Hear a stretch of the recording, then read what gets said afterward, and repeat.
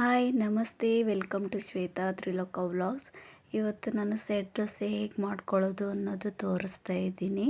ನಾನು ಹೇಗೆ ಮಾಡ್ಕೊತೀನಿ ಅಂತ. ಈ ಲೋಟದಿಂದ 1 ಲೋಟ ಅಕ್ಕಿ ತೊಗೊಂಡ್ರೆ ಅದರ ಕಾಲು ಭಾಗದಷ್ಟು ಉದ್ದಿನಬೇಳೆ ಹಾಕಬೇಕಾಗುತ್ತೆ. ಈ ಲೋಟದಿಂದ 4 ಲೋಟ ಅಕ್ಕಿ ತೊಗೊಂಡ್ರೆ 1 ಲೋಟದಷ್ಟು ಉದ್ದಿನಬೇಳೆ ಹಾಕಬೇಕಾಗುತ್ತೆ. 4:1 ಅನ್ನೋ ಹಾಗೆ ನಾನಿಲ್ಲಿ ಅಂದಾಜು ಮೇಲೆ ಹಾಕ್ಕೊಳ್ತಾ ಇದ್ದೀನಿ. ನಾವು ಮನೆಯಲ್ಲಿ ನನಗೆ ರೂಢಿ ಇದೆ ನಾವು ಎಷ್ಟು ಹಾಕಬೇಕು ಅನ್ನೋದು.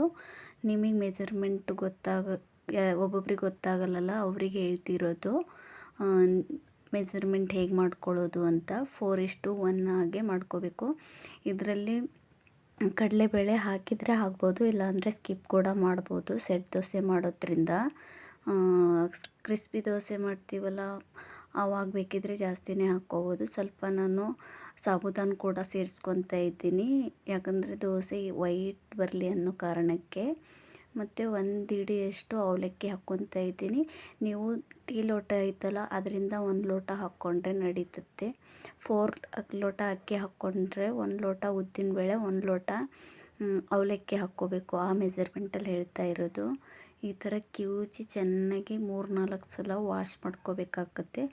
ನಾವು ಎಷ್ಟು ಕ್ಲೀನಾಗಿ ತೊಳೆದಿರ್ತೀವೋ ಅಷ್ಟು ವೈಟಾಗಿ ಬರುತ್ತೆ ದೋಸೆ ಅನ್ನೋದು. ಹಾಗಾಗಿ ಕ್ಲೀನಾಗಿ ಕಿವುಚಿನೇ ತೊಳ್ಕೊಬೇಕಾಗುತ್ತೆ. ಅದರಿಂದ ದೋಸೆನೂ ಚೆನ್ನಾಗಿರುತ್ತೆ. ಮತ್ತು ಅಕ್ಕಿ ಇದು ರೇಷನ್ ಅಕ್ಕಿ ಆಗಿರೋದ್ರಿಂದ ತುಂಬ ಗಲೀಜಾಗಿರುತ್ತೆ. ಅದು ಕ್ಲೀನಾಗಿ ವಾಶ್ ಮಾಡ್ಕೋಬೇಕಾಗತ್ತೆ. ಹಾಗೆ ಇದನ್ನು 8 ಅವರ್ಸ್ ನೆನೆಸಿಡಬೇಕು. ಇಲ್ಲಾಂದರೆ 8 ಅವರ್ಸ್ ಇಲ್ಲಾಂದರೆ 6 ಅವರ್ಸ್.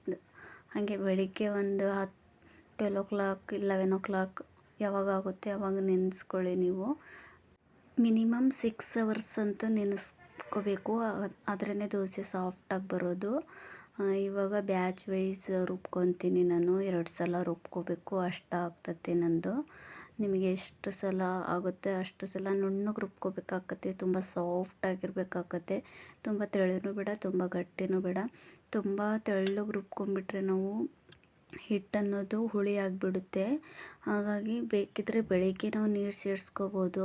ಫಸ್ಟಿಗೆ ತೆಳ್ಳಗೆ ರುಬ್ಬಿ ಇಟ್ಕೋಬಾರ್ದು, ಯಾಕಂದರೆ ಬೆಳಿಗ್ಗೆ ಅದು ಹುಳಿ ಆಗಿಬಿಡುತ್ತೆ. ನಾವು ಹಾಗಾಗಿ ಗಟ್ಟಿನೇ ರುಬ್ಕೋಬೇಕಾಗುತ್ತೆ. ಒಂದು ಬ್ಯಾಚ್ ಆಯಿತು, ಇನ್ನೊಂದು ಬ್ಯಾಚ್ ರುಬ್ಕೊತಾ ಇದ್ದೀನಿ. ತುಂಬ ನೈಸಾಗಿ ರುಬ್ಕೋಬೇಕಾಗತ್ತೆ. ಇದು ಸೆಟ್ ದೋಸೆ ಆಗಿರೋದ್ರಿಂದ ನೈಸಾಗಿ ಇರಬೇಕಾಗತ್ತೆ. ಆ ಕ್ರಿಸ್ಪಿ ದೋಸೆಗೂ ಇದೇ ಥರ ಸೇಮ್ ನೈಸಾಗಿ ರುಬ್ಕೋಬೇಕು. ಅದರಲ್ಲಿ ಸ್ವಲ್ಪ ಚೇಂಜಸ್ ಇದೆ, ಇದಕ್ಕೂ ಅದಕ್ಕೂ ಡಿಫ್ರೆಂಟೇ ಇದೆ. ಅದರಲ್ಲೆಲ್ಲ ಸಾಬೂದಾನ ಹಾಕಲ್ಲ, ಮೆಂತ್ಯ ಹಾಕ್ಕೊಳ್ತೀವಿ. ಸ್ವಲ್ಪ ಉಪ್ಪು ಹಾಕಿ ರಾತ್ರಿನೇ ಇಟ್ಬಿಡಬೇಕು. ಯಾಕಂದರೆ ಉಪ್ಪು ಹಾಕಿದರೆ ಫರ್ಮೆಂಟೇಷನ್ ಅನ್ನೋದು ತುಂಬ ಚೆನ್ನಾಗಾಗುತ್ತೆ. ನಾನು ಹೇಗೆ ತೋರಿಸ್ತಾ ಇದ್ದೀನಿ ನೋಡಿ, ಆ ಥರ ಕೈ ಹಾಕಿ ಅದನ್ನು ಕ್ಲೀನಾಗಿ ಹೊಂದಿಸ್ಬೇಕು. ತುಂಬ ತಿರುಗಿಸಿ ಇಡಬೇಕು. ಇದನ್ನು ಓವರ್ನೈಟ್ ಇಟ್ಟರೆ ಬೆಳಗ್ಗೆ ಅಷ್ಟರಲ್ಲಿ ತುಂಬ ಚೆನ್ನಾಗಿ ಉಬ್ಬಿ ಬಂದಿರುತ್ತೆ ಹಿಟ್ಟು ಅನ್ನೋದು. ಹಾಗೆ ಕೆಂಪು ಚಟ್ನಿ ಮಾಡ್ಕೊತಾ ಇದ್ದೀನಿ, ಅದನ್ನು ಕ್ವಿಕ್ಕಾಗಿ ತೋರಿಸ್ಕೊತಾ ಇದ್ದೀನಿ. ಶೇಂಗಾ ಬೀಜ ಮತ್ತು ಕಡಲೆಬೇಳೆ ಸ್ವಲ್ಪ ಎಣ್ಣೆ ಹಾಕಿಬಿಟ್ಟು ಹುರ್ಕೊತಾ ಇದ್ದೀನಿ. ಕೆಂಪು ಚಟ್ನಿ ಆಗಿರೋದ್ರಿಂದ ನಾನು ಒಂದು 3-4 ಬ್ಯಾಡಗಿ ಮೆಣಸಿನ್ಕಾಯಿ ಹಾಕ್ಕೊತಾ ಇದ್ದೀನಿ. ಕಲರ್ ತುಂಬ ಚೆನ್ನಾಗಿ ಕೊಡುತ್ತೆ. ಹಾಗಾಗಿ ಖಾರ ಏನು ಅಷ್ಟಿರಲ್ಲ ಇದು. ಬೇಕಿದ್ರೆ ನೀವು ಗುಂಟೂರು ಮೆಣಸಿನ್ಕಾಯಿನೂ ಸೇರಿಸ್ಕೋಬೋದು.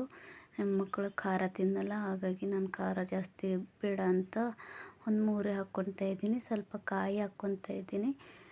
ಪೀಸ್ ಆಗಾರು ಕಟ್ ಮಾಡಿ ಹಾಕ್ಕೊಳ್ಳಿ, ಇಲ್ಲ ತುರ್ಕೊಂಬಿಟ್ಟಾದರೂ ಹಾಕ್ಕೋಬೋದು. ಸ್ವಲ್ಪ ಕೊತ್ತಂಬರಿ ಹಾಕಿ ಮತ್ತು ಸ್ವಲ್ಪ ಕರಿಬೇವು ಸೊಪ್ಪು ಮತ್ತು ಒಂದು ಗಡ್ಡೆ ಬೆಳ್ಳುಳ್ಳಿ ಸೇರಿಸ್ಕೊತಾ ಇದ್ದೀನಿ. ಇದನ್ನು ಮಿಕ್ಸಿ ಮಾಡ್ಕೊಂಬರ್ತೀನಿ. ಸ್ವಲ್ಪ ಉಪ್ಪು ಹಾಕ್ಕೊಳ್ಳಿ. ಯಾವಾಗೂ ಗ್ರೀನ್ ಚಟ್ನಿನೇ ಬೇಡ, ಇವತ್ತು ಕೆಂಪು ಚಟ್ನಿ ಮಾಡೋಣ ಅಂತ ಇದು ಮಾಡ್ತಿರೋದು. ನೋಡಿ ರುಬ್ಕೊಂಬಂದಿದ್ದೀನಿ. ಇದು ಫರ್ಮೆಂಟ್ ಆಗಿರೋ ಹಿಟ್ಟು ಹೇಗೆ ಉದ್ಗಿದೆ ಅಂತ ನೋಡಿ, ತುಂಬ ಚೆನ್ನಾಗಿ ಉಬ್ಬಿ ಬಂದಿದೆ. ಫಸ್ಟಿಗೆ ಎಷ್ಟಿತ್ತು, ಇವಾಗ ಆಲ್ಮೋಸ್ಟ್ ಮುಕ್ಕಾಲು ಆದಂಗೆ ಆಗಿದೆ. ಕಾವಲಿ ತುಂಬ ಬಿಸಿಯಾಗಿರಬೇಕು ದೋಸೆ ಹಾಕ್ಬೇಕಾದ್ರೆ. ಹೈ ಫ್ಲೇಮಲ್ಲೇ ಇರಬೇಕು, ಯಾಕಂದರೆ ಅದು ಹೈ ಫ್ಲೇಮಲ್ಲಿ ಇದ್ದರೆ ತಾನೇ ತೂತು ಬೀಳೋದು. ಸೆಟ್ ದೋಸೆಗೆ ಮೇನ್ ತೂತು ಬೀಳೋದೆ. ತೂತು ಬಿದ್ದ ಮೇಲೇ ಮುಚ್ಚಳ ಮುಚ್ಚಬೇಕು. ಅದಕ್ಕಿಂತ ಮುಂಚೆ ಮುಚ್ಚಳ ಮುಚ್ಚಿದರೆ ತೂತು ಒಂಚೂರು ಬೀಳಲ್ಲ, ಸೆಟ್ ದೋಸೆ ಅನ್ನೋ ಥರನೇ ಕಾಣಲ್ಲ. ಹಾಗಾಗಿ ಅದು ತುಂಬ ಚೆನ್ನಾಗಿ ತೂತು ಬಿದ್ದ ಮೇಲೇ ನೀವು ಮುಚ್ಚಳ ಮುಚ್ಚಿ ಬೇಯಿಸ್ಕೋಬೇಕು. ಬೇಕಾದ್ರೆ ನೀವು ಇನ್ನೊಂದು ಸೈಡು ಬೇಯಿಸ್ಕೋಬೋದು, ಇಲ್ಲಾಂದರೆ ಹಾಗೇನೂ ಸರ್ವ್ ಮಾಡ್ಬೋದು. ನಾನು 2 ಕಡೆ ಬೇಯಿಸ್ಕೊತಾ ಇದ್ದೀನಿ. ಇನ್ನೊಂದು ದೋಸೆ ಹಾಕಿ ತೋರಿಸ್ತೀನಿ ನೋಡಿ. ಇವಾಗ ಹಾಕಿದ ಕೂಡಲೇ ತೂತು ಬೀಳ್ತಾ ಇದೆ. ಅಷ್ಟೊತ್ತು ಬಿಸಿಯಾಗಿರಬೇಕು, ಹೈ ಫ್ಲೇಮಲ್ಲೇ ಇರಬೇಕು. 2 ಸಲ ಹೇಳ್ತಾ ಇದ್ದೀನಿ. ತೂತು ಬಿದ್ದ ಮೇಲೇ ಮುಚ್ಚಳ ಮುಚ್ಚಬೇಕು. ಹಾಗಿದ್ರೇ ಸೆಟ್ ದೋಸೆ ತುಂಬ ಚೆನ್ನಾಗುತ್ತೆ. ನೋಡಿ, ಎರಡನೇದು ಸೇಮ್ ಪ್ರೊಸೀಜರ್ ಎಷ್ಟು ಚೆನ್ನಾಗಿ ಬಂದಿದೆ ಅದೇ ಥರನೇ ಬಂದಿದೆ. ಈ ರೀತಿ ನಿಮ್ಮ ಮನೇಲಿ ನೀವು ಮಾಡ್ಕೊಂಡು ತಿನ್ಬೋದು ಸೆಟ್ ದೋಸೆ ಅನ್ನೋದು. ಅದು ಒಬ್ಬೊಬ್ರಿಗೆ ಕ್ರಿಸ್ಪಿ ದೋಸೆ ತಿನ್ನೋಕ್ಕೆ ಜಾಸ್ತಿ ಇಷ್ಟಪಡಲ್ಲ, ಸಾಫ್ಟಾಗಿರೋದೇ ತಿನ್ನಬೇಕು ಅಂತಾರೆ. ಹಾಗೆ ಆಲೂ ಪಲ್ಯನೂ ಮಾಡಿದ್ದೆ, ನಿಮ್ಮ ಜೊತೆ ಶೇರ್ ಮಾಡ್ಕೊಂಡಿಲ್ಲ ಅಷ್ಟೇ. ಇಲ್ಲಿಗೆ ಎಂಡ್ ಮಾಡ್ತೀನಿ. ನೆಕ್ಸ್ಟ್ ವ್ಲಾಗಲ್ಲಿ ಸಿಗ್ತೀನಿ. ಬಾಯ್.